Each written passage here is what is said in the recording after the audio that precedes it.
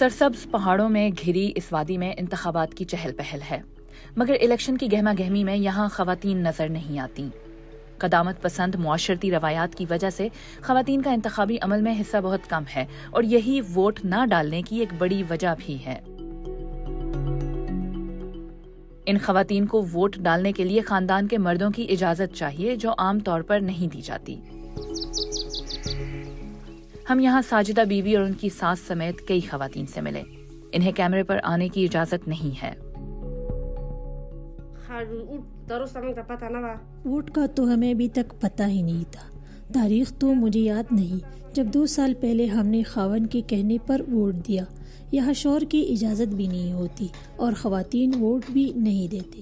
نہیں جا سکتی میں گھر سے باہر، ہاسپٹل بھی جانا ہوتا ہے تو بیمار ہوتی ہے لیکن برداشت کرتی ہے۔ مرد کہتے ہیں کہ نہیں میں نہیں لے کر جا سکتا، ہاسپٹل میں مرد ہوتے ہیں۔ مجھے خود پتہ نہیں تھا کہ ووٹ یہ وغیرہ کیا ہوتا ہے، مجھے تو ابھی ٹیچنگ میں جا کے تھوڑا پتہ چلا ہے۔ مجھے تو جب گھر کے مرد کہتے ہیں کہ ان کو ووٹ دیتا ہم ان کو دے دیتے تھے۔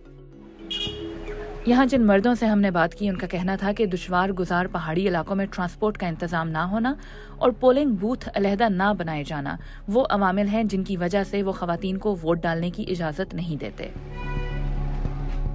شانگلہ پاکستان کے ان علاقوں میں سے ایک ہے جہاں 2018 کے انتخابات کے دوران بھی خواتین ووٹرز کا ٹرن آؤٹ اتنا کم تھا کہ الیکشن کمیشن نے یہاں ایک صوبائی نشست پر انتخاب کالعدم قرار دے دیا۔ یہاں یہ رائے بھی پائی جاتی ہے کہ خواتین سیاسی لیڈر چننے یا لیڈر بننے کی اہل ہی نہیں ہیں۔ یہاں اس کام کو شرمناک سمجھا جاتا ہے۔ خواتین کو الیکشن کی سمجھ بھی نہیں ہے۔ ووٹ کے لیے تو وہ لوگ جاتے ہیں جو تعلیم یافتہ ہو اور ان معاملات کو سمجھتے ہو۔ ہم تو ان پڑھ لوگ ہیں، ہمیں ووٹ جیسے معاملات کا نہیں پتہ۔ خاندان کے مردوں کی جانب سے پابندیاں تو ایک وجہ ہے، لیکن اس کی دوسری وجہ تعلیم کا فقدان بھی ہے۔ مثال کے طور پر آپ اس عمارت کو دیکھ لیں، یہ اس شہر کے 2 گرلز ڈگری کالجز میں سے ایک ہے۔ تقریباً 10 سال پہلے تعمیر ہونے والی اس عمارت میں حکومت نے کبھی بھی ٹیچرز کو تعینات نہیں کیا اور یہاں کبھی بھی اسٹوڈنٹس نہیں ہوئے۔ اب تو یہاں لوگوں نے پنکھے اور لائٹس بھی چوری کرنے شروع کر دیے ہیں۔ لیکن اس ساری سچویشن کا مطلب یہ ہے کہ یہاں کی ہزاروں بچیاں تعلیم سے محروم ہیں، اعلیٰ تعلیم سے محروم ہیں، جو کہ بہت سے لوگوں کے مطابق بنیادی وجہ ہے کہ انہیں اپنے حقوق کا علم نہیں ہے۔ ایک طرف جہاں شانگلہ جیسے علاقوں میں ساجدہ جیسی لاکھوں خواتین خاموشی سے اپنے حقوق سے دستبردار ہو رہی ہیں، تو دوسری جانب بلوچستان کے ایسے ہی ایک علاقے میں تبدیلی بھی آ رہی ہے۔ یہ ریحانہ مکسی ہیں۔ وہ جھل مکسی کی پہلی خاتون ہیں جو یہاں کے پاورفل نوابوں کے خلاف الیکشن میں کھڑی ہوئی ہیں۔ وہ غریب ہیں مگر پرعزم بھی۔ ہمارے بلوچوں میں یہ رواج نہیں ہے کہ عورت الیکشن میں کھڑی ہو، لیکن بس یہ ہے تو مجبوری نے لایا ہے الیکشن میں۔ لوگ تو کہتے ہیں کہ آپ نے ایسا قدم کیوں اٹھائی ہے؟ اگر میں خوف ڈر جو رکھوں گی اپنے من میں تو پھر کیسے اپنے علاقے میں تبدیلی لاؤں گی؟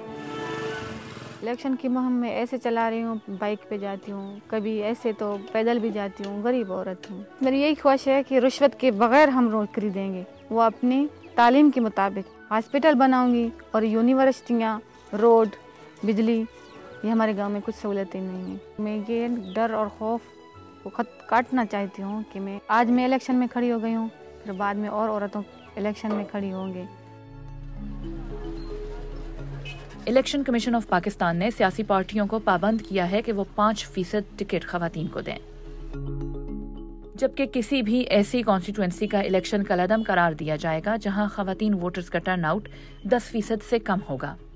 مگر ماہرین سمجھتے ہیں کہ یہ لمٹ اتنی کم ہے کہ اسے پولیٹیکل پارٹیز بآسانی پورا کر لیتی ہیں۔ یوں یہ کرائیٹیریا خواتین کی سیاست اور سیاسی عمل میں پارٹیسپیشن جیسے مسئلے کو ختم کرنے میں ناکام ہو رہا ہے۔